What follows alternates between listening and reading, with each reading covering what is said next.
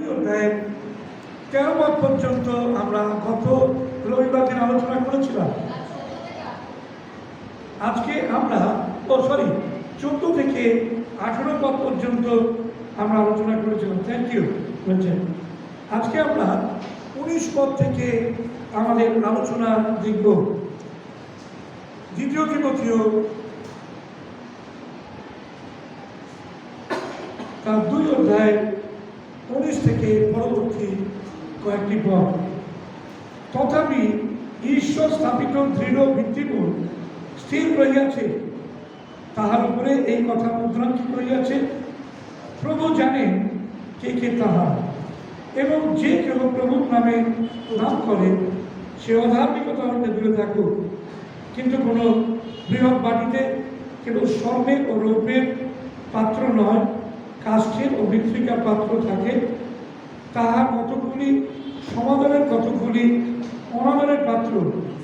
অতএব যদি কেহ আপনাকে এই সকল হইতে সূচি করে, তবে সে সমাদরের পাত্র, পবিত্রীকৃত, কর্তার কার্যের উপযোগী, সমস্ত সক্রিয়ায় ক্রিয়া নিমিত্ত প্রস্তুত হইবে। কিন্তু তুমি যৌবন কারণ বিনাশ হইতে পলায়ন করো, এবং যারা সুচিনিবার প্রভুকে ডাকে তাহাদের সহিত ধার্মিকতা বিশ্বাস প্রেম ও শান্তির অনুধাবন করো। কিন্তু মূঢ় ও অজ্ঞান বিতণ্ডা সকল অস্বীকার করো।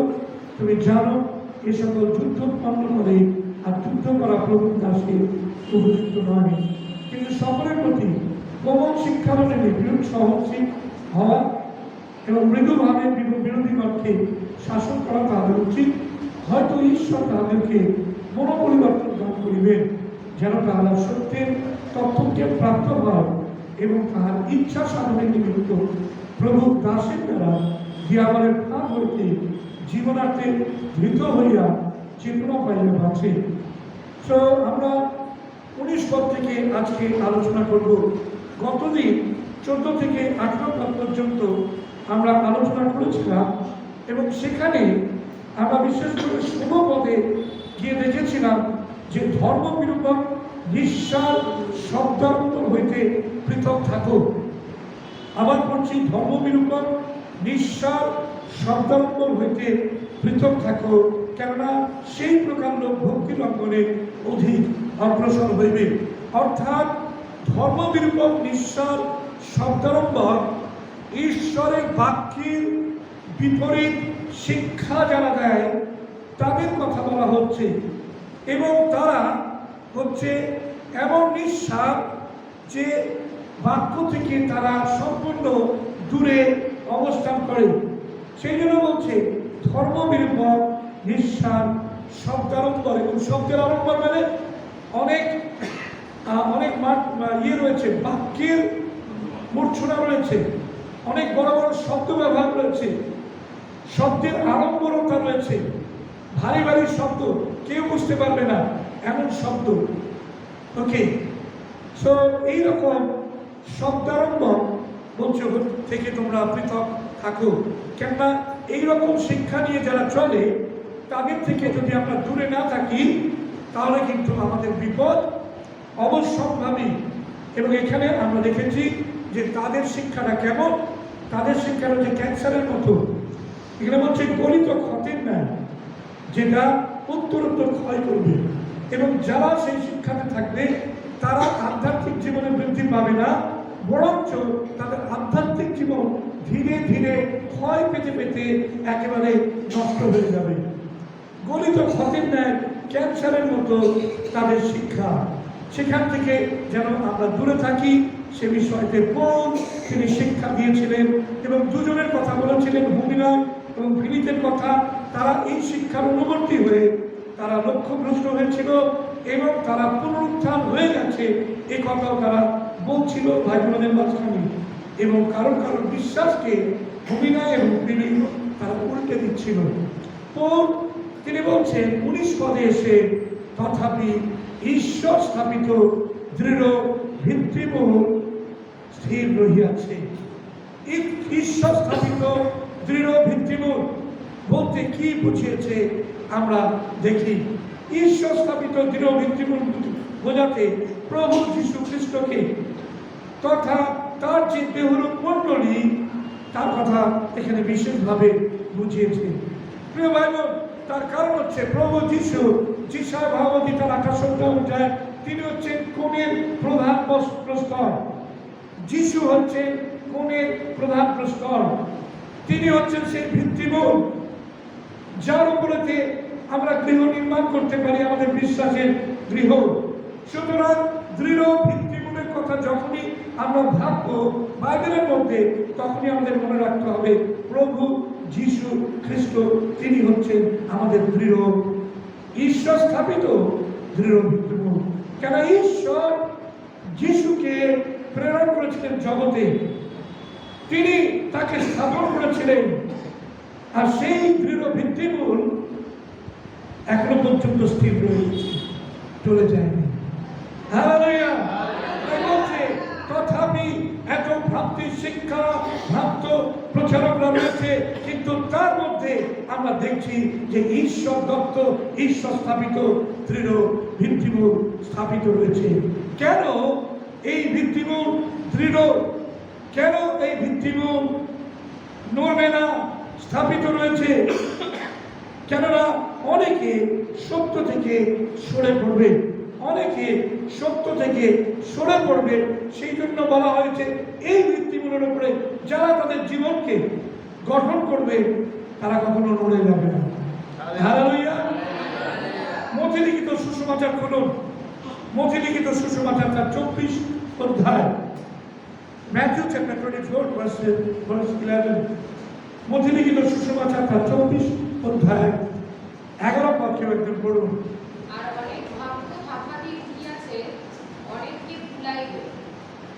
ওকে, আর অনেক ভক্তভাবাদী আসবে এবং অনেককে ভুলাইবে। প্রিয় ভাই বোন, সেই জন্য দৃঢ় ভিত্তিমূলের উপরেতে আপনার আমার নির্ভর করাটা এত গুরুত্বপূর্ণ। তারাই কিন্তু আমরা যদি অন্য ভিত্তিমূলের উপরেতে যদি আমরা আমাদের বিশ্বাসের গৃহকে গাঁথি, তাহলে কিন্তু কি হবে? আমাদের গৃহ টলে যাবে, পড়ে যাবে, ঝড় ঝাপটে আসবে, আমরা একেবারে হারিয়ে যাব, খ্রিস্টের পথে স্থির থাকবো না। কিন্তু যদি প্রভু যীশু খ্রিস্টের উপরে আমাদের বিশ্বাসের গৃহকে আমরা নির্মাণ করি, তাহলে কিন্তু ঝড় ঝঞ্ঝার তাড়না লাঞ্ছনা অনেক কিছু আসবে, কিন্তু আমরা কিছুতে পড়ে যাব না। কেননা ঈশ্বরের বাক্য বলছে, আর লেখাতে শেষে কি হবে না, অনেক ভাগ্যভাবীরা ভাবাদের উদয় হবে। প্রিয় ভাই, সেই জন্য আপনাকে আমাকে আমাদের সাবধান থাকতে হবে। 14 থেকে 18 পদ আপনি দেখুন, ওই 24 অধ্যায় 14 থেকে 18 পদ। আর সর্বজাতির কাছে সাক্ষ্য দিবার নিমিত্ত রাজ্যের এই সুসমাচার সমুদয় জগতে প্রচার করা যাইবে, আর তখন শেষ উপস্থিত হইবে। অতএব যখন দেখিবে বংশের যে ঘৃণার্হ বস্তু দাঁড়িয়ে ভাববাদী দ্বারা ভূত হইয়াছে, তাহা পবিত্র স্থানে দাঁড়াইয়া আছে, যে জন পাঠ করে সে বুঝুক। তখন যাহারা জিহুদিয়াতে থাকে তাহারা পাহাড় অঞ্চলে পলায়ন করুক। যে কেউ ছাদের উপরে থাকে সে গৃহ হইতে জিনিসপত্র লইবার জন্য নিচে না নামুক, আর যে কেউ ক্ষেত্রে থাকে সে আপন বস্ত্র লইবার নিমিত্ত পশ্চাতে ফিরিয়া না আসুক। ওকে, সুতরাং এখানে বলছে যে সেই ভ্রান্ত শিক্ষা যখন চরমে উঠবে এবং পবিত্র স্থানকে আক্রমণ করবে, সেই জায়গায় দাঁড়িয়ে সমস্ত লণ্ডভণ্ড করে দেবে। আর সেই সময়তে বিশ্বাসীদেরকে কি যে অবস্থায় থাকবে সেই অবস্থা থেকে সে যেন নড়ে না যায়। কারণ যদি নড়ে যায় তাহলে কিন্তু বিপদ অবশ্যম্ভাবী। তাই এখানে কতগুলো দেওয়া হয়েছে যে তখন যারা জিহুদিয়াতে থাকে তারা পাহাড় অঞ্চলে পলায়ন করুক, যে কেউ ছাদের উপরে থাকে সে গৃহ হইতে জিনিসপত্র লইবার জন্য নিচে না নামুক। সুতরাং যারা জিহুদিয়াতে আছে তারা যেন পাহাড় অঞ্চলে যে পলায়ন করে, কেননা ওই পাহাড় হচ্ছে প্রভু যীশু খ্রিস্ট, তিনি হচ্ছেন সুরক্ষা। কেন দাউদ তার 18 গীতে তিনি বলছেন, হে সদাপ্রভু মম বল, মম দুর্গ, মম রক্ষাকর্তা, আর সেখানে বলছে যে সদাপ্রভু আমার শৈল, তিনি পাহাড়। সুতরাং যারা জিরুমিয়াতে আছে তারা পাহাড় অঞ্চলে পদার্পণ, অর্থাৎ প্রভু যীশু খ্রিস্টের আড়ালে তারা নিজেদেরকে সমর্পণ করুন। কিন্তু তারা যেখানে আছে ছাদের উপরে থাকলে সে গৃহের মধ্যে জিনিস নেওয়ার জন্য না নামো, যে ক্ষেত্রে থাকে সে আপন বস্ত্র নেওয়ার জন্য পশ্চাতে ফিরে না আসুন। আসুন, যেটা করা দরকার সেটা আমরা করি। প্রভুর উপরে নির্ভর করা, আমরা যেন ভ্রান্ত না হয়ে যায়, বিচ্যুত না হয়, টলে না যায়। আমরা আমাদের যে সুরক্ষার জায়গাটাকে আমরা অন্যভাবে বেছে না নিই, যে ঘরের ছাদের উপরে আছে সে ঘরের ভিতরে যাচ্ছে, ওকে, এটা যেন না করে। কিন্তু প্রভুর কাছে, প্রভুর আড়ালে, সেই শৈলের আড়ালে যেন নিজেদেরকে লুকাতে পারে। অতএব তাই ঈশ্বর স্থাপিত এক ভিত্তিমূল, অর্থাৎ প্রভু যীশু খ্রিস্ট, তিনি প্রকৃত সেই ভিত্তিমূল যার উপরে মণ্ডলী দাঁড়িয়ে আছে, অর্থাৎ মণ্ডলী প্রভাবন আসন, তার উপরে যেন আমরা বিশেষভাবে নির্ভর করি। প্রভাবন আপনি যেন আপনার মণ্ডলী ছেড়ে চলে না যান, কারণ মণ্ডলী হচ্ছে খ্রিস্টের দেহ। আর সেই মণ্ডলী পরিত্যাগ করে অন্য কোথায় চলে যাওয়া মানেই হচ্ছে আপনি বিপদের সম্মুখীন হবেন। কেন খ্রিস্টের মণ্ডলীতে আপনি সুরক্ষিত রয়েছেন, এবং মণ্ডলী থেকে আপনি যখনই পরিত্যাগ করে অন্যত্র চলে যাবেন, আপনি ভাবেন আপনি মণ্ডলী তৈরি করছেন, আপনি অন্য একটা মণ্ডলী বানাচ্ছেন। আপনি বানাতে পারেন, কিন্তু ঈশ্বর দত্ত যে মণ্ডলী, ঈশ্বর স্থাপিত যে মণ্ডলী, যে মণ্ডলী এতদিন ধরে ঘাত প্রতিঘাত বিভিন্ন কিছুর মধ্যে দিয়েও স্থির রয়েছে, সেই মণ্ডলী মনে রাখতে হবে যে প্রভু স্থাপিত মণ্ডলী। হালেলুয়া। আপনি যদি মনে করেন আপনি নিজের মণ্ডলী স্থাপন করবেন, আপনার অর্থের জোর রয়েছে, আপনার জনবল রয়েছে, আপনি করতে পারেন, কিন্তু সেই মণ্ডলী স্থির থাকবে না। হালেলুয়া। কেন ঈশ্বর প্রদত্ত, ঈশ্বর স্থাপিত যে মণ্ডলী, যে মণ্ডলী বহুদিন ধরে প্রভুর গৌরবের জন্য স্থাপিত রয়েছে, সেই মণ্ডলীর মধ্যে স্থির থাকুন। ভাই বোন, মণ্ডলী পরিত্যাগ করে অন্যত্র যাবেন না, কিন্তু মণ্ডলীকে আঁকড়ে ধরে রাখুন। সেই স্থাপিত ভিত্তিমূলের ওপরেতে আপনি আপনার জীবনকে রাখুন, আর তবে আপনি রক্ষা পাবেন। কেননা এখানে কি বলেছে দেখুন, 19 পদে বলছে তাহার উপরে এই কথা মুদ্রাঙ্কিত হইয়াছে। কার উপরে? সেই ভিত্তিমূলের উপরে। কি আছে? মুদ্রাঙ্কিত করা হয়েছে। কি লেখা আছে? লেখা আছে যে প্রভু জানেন কে কে তার। তাহলে প্রভু প্রথমত তিনি জানেন যে কে কে তার, যারা তার ভিত্তিমূলের উপরে স্থাপিত থাকবে। আর সেখানে বলা হচ্ছে যে সেই ভিত্তিমূলের উপরে মুদ্রাঙ্কিত রয়েছে, লেখা রয়েছে কি, যে কে কে তার, অর্থাৎ আপনার আমার যারা আমরা মনোনীত মণ্ডলীর মধ্যে প্রভু তাদেরকে মুদ্রাঙ্কিত করে রেখেছে। আপনি মুদ্রাঙ্কিত, আপনার নাম মণ্ডলীতে মুদ্রাঙ্কিত রয়েছে, খ্রিস্টের মণ্ডলীতে। কেননা প্রভু জানে যে কে কে তার। আপনি কি প্রভু? প্রশ্ন করি, আমি কি প্রভু যিশুর?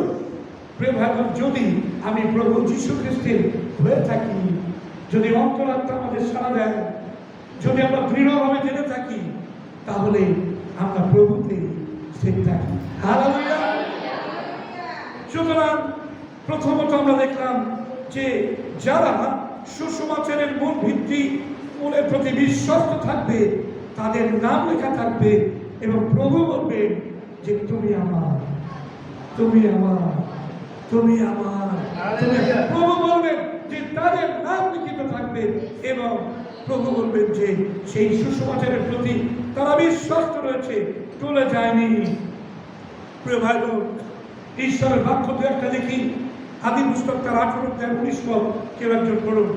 আদি পুস্তক তার 18 অধ্যায় 19 পদ। কেননা আমি তাহাকে জানিয়াছি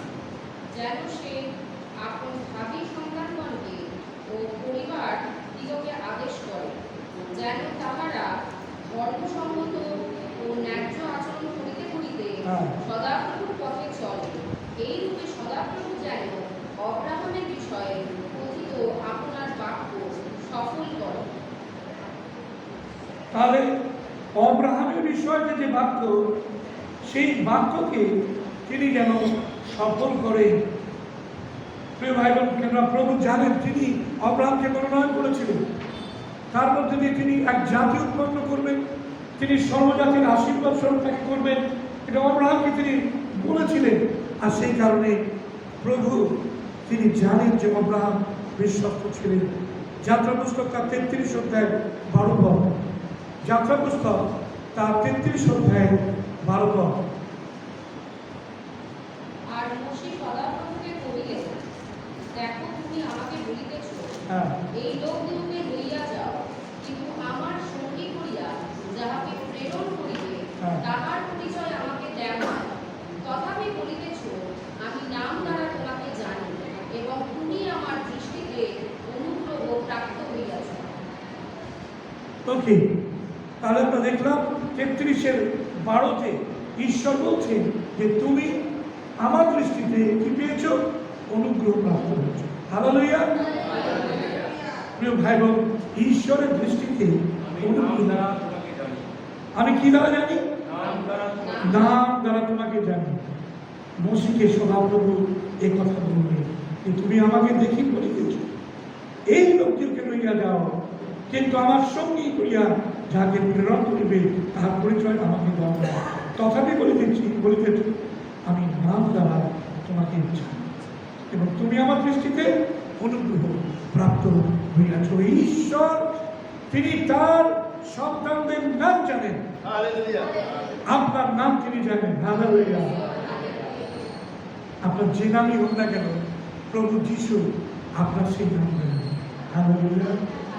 আমরা ঈশ্বর ধন্যবাদ দিই যে প্রভু আমাদের নাম তিনি জানেন এবং তিনি জানেন আমাদেরকে ব্যক্তিগত। 17 পদটি পড়ি, 33:17।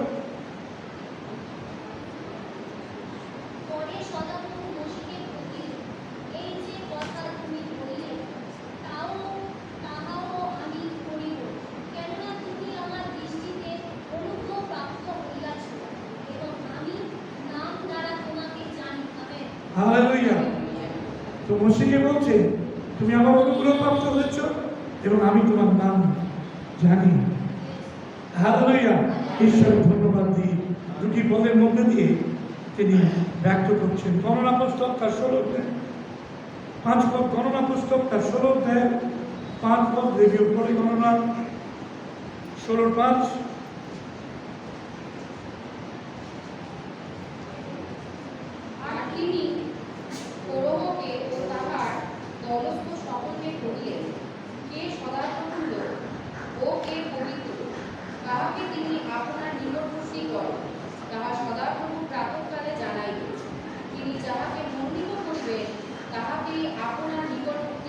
ওকে, তিনি যাহাকে মনোনীত করিবেন তাহাকে আপনার নিকটবর্তী করিবেন।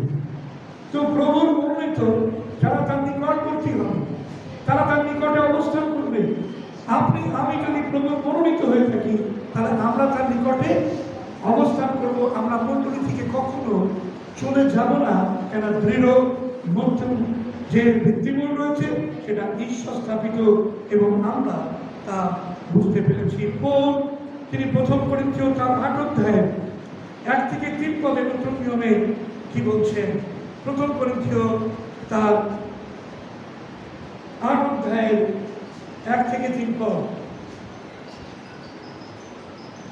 আর প্রতিমার কাছে উৎসৃষ্ট বলির বিষয় আমরা জানি যে আমাদের সকলের জ্ঞান আছে।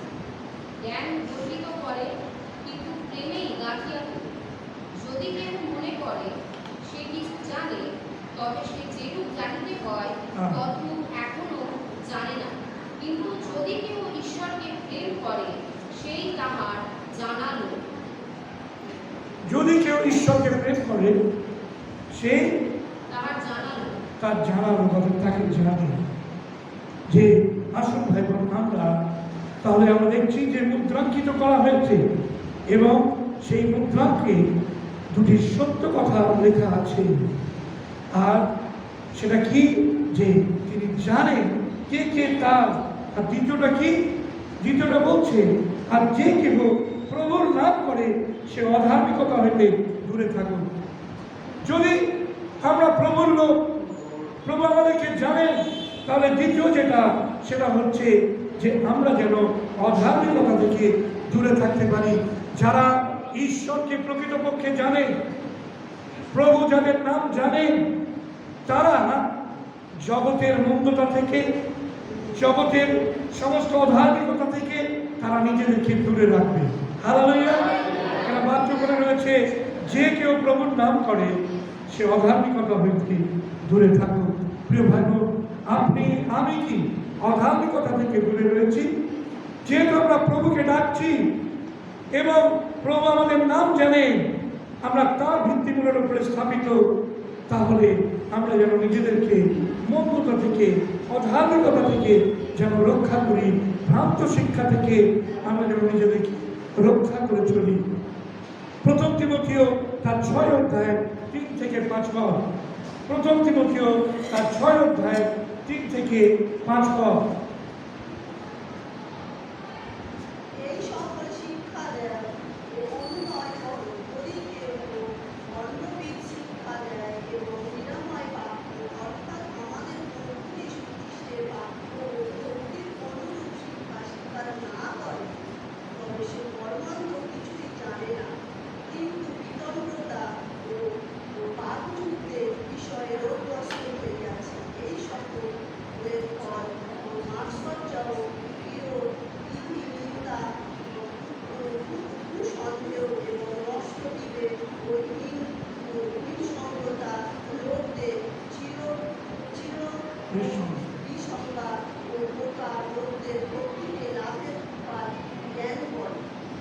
ওকে, সো আমরা ঈশ্বরের বাক্য দেখলাম যে 3 থেকে 5 পদের মধ্যে যে আমরা যেন সমস্ত মন্দতা এবং যা কিছু রয়েছে সেখান থেকে নিজেদেরকে দূরে রাখতে পারি। কেননা আমরা প্রভু জানেন যে কে কে তার, এবং যে কেউ প্রভুর নাম করে সে অধার্মিকতা থেকে নিজেকে দূরে রাখুন।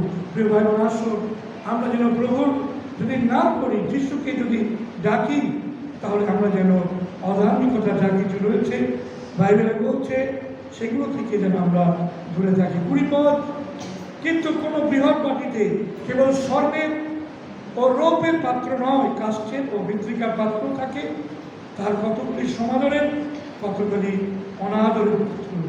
অতএব যদি কেউ আপনাকে এই সকলকে সূচি করে, তবে সে সমাদরের পাত্র এবং পবিত্রীকৃত কর্তার কার্যের উপযোগী সমস্ত সক্রিয় নিমিত্ত প্রস্তুত হইবে। সুতরাং পৌল এখানে উদাহরণ দিয়েছেন যে ঘরের মধ্যে কোনো ব্যক্তির তার গৃহের মধ্যে কি যে স্বর্ণের বা রৌপ্যের পাত্র থাকে, আবার সেখানে কাষ্ঠের বা মৃত্তিকার পাত্র থাকে। তাহলে সেই বৃহৎ মাটি ধরুন মণ্ডলের মধ্যে, এবারে সেই অতি বৃহৎ মাটিতে উদাহরণ দিচ্ছেন স্বর্ণের এবং রৌপ্যের পাত্র, কাষ্ঠ এবং মৃত্তিকার পাত্র। কিন্তু যেগুলো স্বর্ণ এবং রৌপ্যের পাত্র সেগুলো সমাদরের পাত্র। প্রিয় ভাই বোন, আপনি আমি যারা প্রভুকে জানি, পৌল আমাদেরকে গণনা করছেন যে স্বর্ণ বা রৌপ্যের পাত্র আমরা এক্সপেন্সিভ, ওকে, সমাদরের পাত্র। কার? কর্তার সমাদরের পাত্র।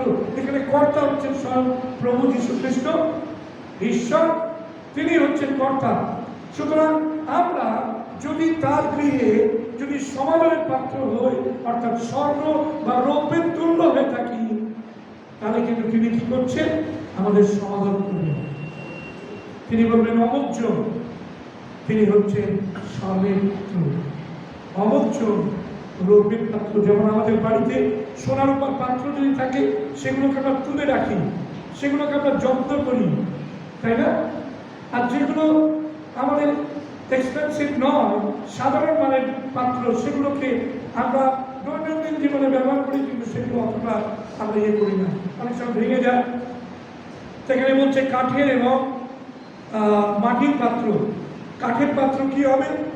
কাঠ যদি আমরা বেশি ধোয়াধুয়ি করি তাহলে কি হবে, সেটা আস্তে আস্তে হয়ে যাবে, পচে যাবে, নষ্ট হয়ে যাবে। মাটি যদি বেশি আমরা ব্যবহার করি তাহলে সেটা নষ্ট হয়ে যাবে, পড়ে গিয়ে ভেঙে যাবে।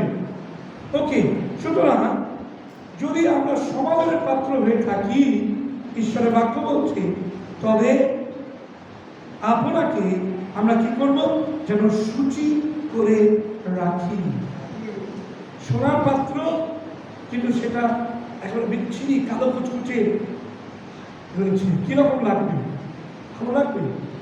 সোনার পাত্র কালো কুচকুচে রয়েছে, এটা আপনি ব্যবহার করেছেন, কিন্তু যদি সেটাকে বেঁচে না রাখে তাহলে কেমন লাগবে? ভালো লাগবে না। স্বর্ণের পাত্রের মধ্যে আপনি এমন কোনো কিছু রাখবেন না যেটা সেই পাত্রটাকে নষ্ট করে দেয় বা দেবে। সুতরাং আমাদের জীবনকে তিনি সম্ভ্রান্ত করেছেন, স্বর্ণ বা রৌপ্যে তুল্য করেছেন। সেই জীবনকে আমরা যেন কখনো নষ্ট করে না দিই। এবার আপনি বলবেন, কিভাবে আমি নষ্ট করতে পারি? আপনি ধূমপান করে নষ্ট করতে পারেন, আপনি মদ্যপান করে নষ্ট করতে পারেন, আপনি ব্যভিচার করে নষ্ট করতে পারেন। ভাই বোন, আপনার যে স্বর্ণের পাত্র, রৌপ্যের পাত্র, সমাদরের পাত্র, সেটাকে যদি আপনি আমি সূচি না রাখি, যদি আমরা যাচ্ছে তাই ভাবে ব্যবহার করি, তাহলে ঈশ্বর কেমন করে সেটাকে সমাদর করেন? তিনি বলেছেন তো, সেটা আনন্দের পাত্র, সমাদরের পাত্র। তাই ভাই বোন, আসুন, সেই সমাদরের পাত্রটা কি? ওখানে লেখা আছে যে পবিত্রীকৃত। তাহলে সমাদরের পাত্র কি হবে? পবিত্রীকৃত। যেন কি, যে তুমি আত্মার মন্দির। আমরা গান করে দিই, যেন কি, যে তুমি আত্মার মন্দির, যে তুমি পূর্ণ আত্মার মন্দির, দ্যুতি স্তুতিময় তেজময় পূর্ণ প্রতাপে, তুমি তো পূর্ণ আত্মার মন্দির, পবিত্র আত্মার মন্দির। আমরা প্রত্যেকে, আমরা সেই সমাদরের পাত্র পাত্রী, প্রিয় ভাই বোন, আর সেই সমাদরের পাত্র পাত্রীকে পবিত্রীকৃত থাকতে হবে। আপনি আমি যেন আমাদের জীবনকে ঈশ্বরের সামনে যেন পবিত্র রাখতে পারি। হালেলুয়া। প্রিয় ভাই, আসুন, যারা আমরা এখনো পর্যন্ত কসরত করছি, আমরা চেষ্টা করছি, পারছি না, আমি তাদেরকে বলবো, আপনি প্রভুর শক্তি নিন। আপনি প্রভুকে বলুন, প্রভু আমি দুর্বল, কিন্তু তুমি সবল, তুমি আমাকে সবলতা দাও। তোমার সবলতায় যেন আমি এই টেম্পটেশন, যে প্রলোভন, সেটা থেকে আমি বেরিয়ে আসতে পারি।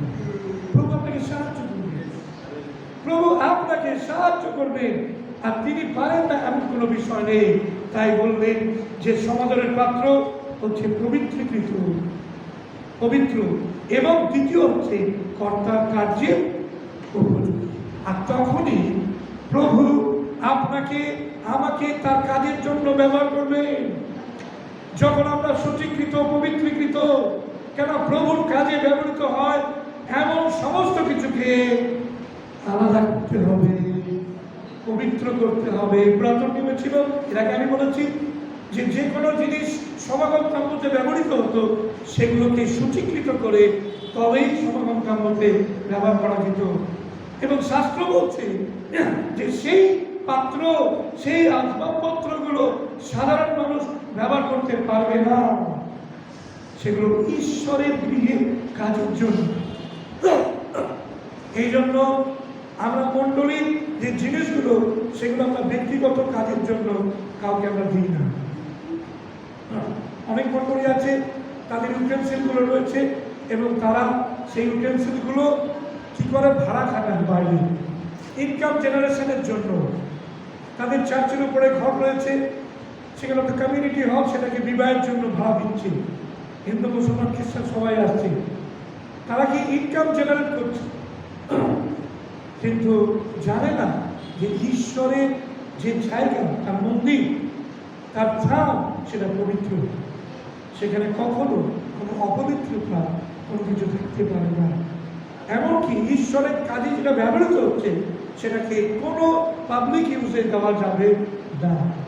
একটু খিচুড়ি রান্নার জন্য বাইরে পুজো প্যান্ডেলে দিয়ে দিলাম আমাদের কড়াইগুলোকে। আমাদের দুটো ওভেন রয়েছে, এটা কোনো জায়গায় আমরা পাঠিয়ে দিলাম, ভাড়া দিয়ে দিলাম, 200 টাকা করে ভাড়া পেলাম, 3 দিনে 600 টাকা। এগুলো আমরা করতে পারি না, কেন এগুলো ঈশ্বরের মণ্ডলীতে ব্যবহৃত হবে, এগুলো সর্বসাধারণের জন্য ব্যবহৃত হবে না।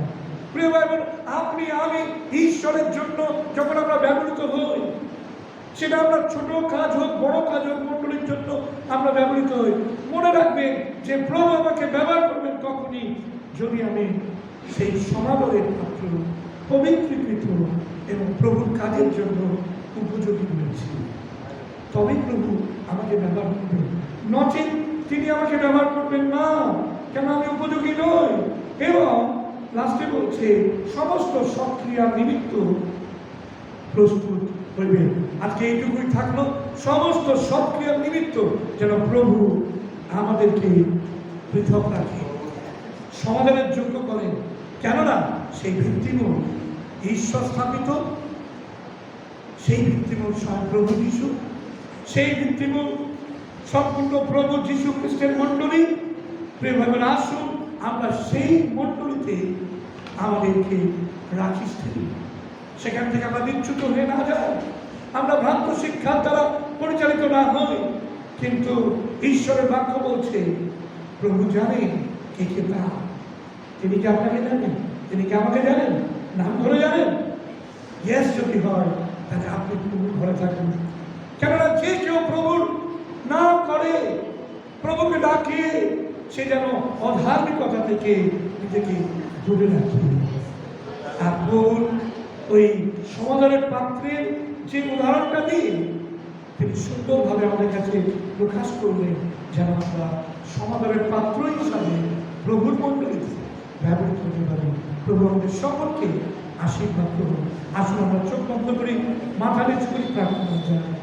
মুখ করে রাখো তোমার ধন্যবাদ যে আজকে যে বাক্যের মধ্যে দিয়ে তুমি আমাদের মণ্ডলীতে স্থির থাকার জন্য যে আহ্বান জানিয়েছ, এবং প্রভু তুমি আমাদের কতটা জানো, যে প্রভু তুমি আমাদের প্রত্যেকের নাম জানো। প্রভু গো, আমাদের জগতের প্রধানমন্ত্রী, রাষ্ট্রপতি, আমাদের মুখ্যমন্ত্রী কিংবা আমাদের পাড়ার যারা কাউন্সিলর, তারা আমাদের নাম জানে না। কিন্তু প্রভু তুমি রাজাধিরাজ, প্রভুদের প্রভু, তুমি আকাশ এবং পৃথিবীর নির্মাণকর্তা হয়েও তুমি আমাদের প্রত্যেকের নাম জানো, আমাদের প্রত্যেককে তুমি কদর করে থাকো। এবং প্রভু তুমি তোমার মণ্ডলীর মধ্যে আমাদেরকে সম্ভ্রান্ত হিসাবে তুমি রেখেছ, সেই ভিত্তিমূলের উপরেতে আমাদের স্থাপিত করেছ, যেন প্রভু আমরা সেই ভিত্তিমূল থেকে কখনো সরে না যাই, কিন্তু সেই ভিত্তিমূলের উপরেতে যেন আমরা থাকি। এবং প্রভু যেন তোমার মহিমা, তোমার গৌরব আমাদের জীবনের দ্বারা সাধিত হয়। প্রভু তুমি আশীর্বাদ করো। যদি তোমার নাম ধরে ডাকি, যদি যিশু